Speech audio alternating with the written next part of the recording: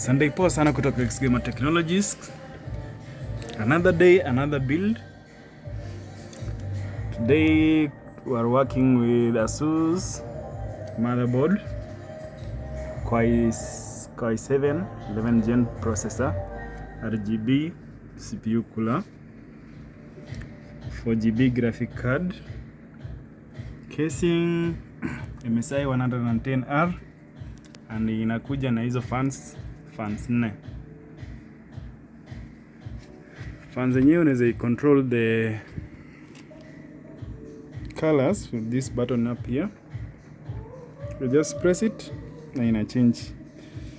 Pia unaweza synchronize hapa kwa BIOS. RAM pia ni 32GB single stick. SSD ni 240GB SATA, na power supply yenyewe. Power hii ni 80+ gold.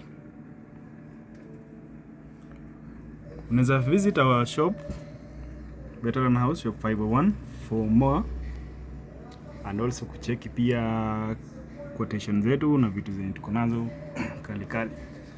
Kuenda Sunday poa.